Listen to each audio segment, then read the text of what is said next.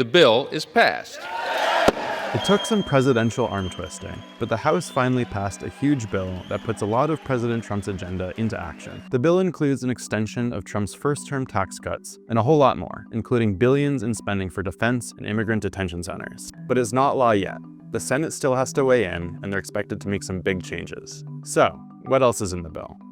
First, the bill would make tips and overtime pay tax-free. Second, it would cut federal spending in a few ways. For example, it would add work requirements to qualify for Medicaid and tweak the rules for SNAP, the food assistance program. As a result, millions of low-income people would lose access to those programs. Third, the bill would roll back some of President Biden's clean energy incentives, like tax credits for EVs and climate projects. Fourth, private universities with large endowments like Harvard would see their taxes on investments go up dramatically.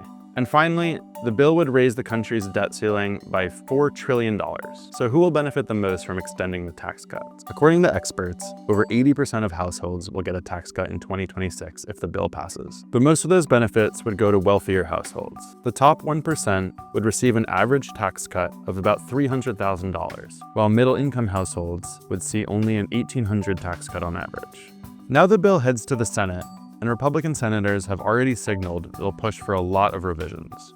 Once they do, the House will have to agree all over again. With Republicans holding only a slim majority in Congress, they'll need nearly every member on board to pass the final version.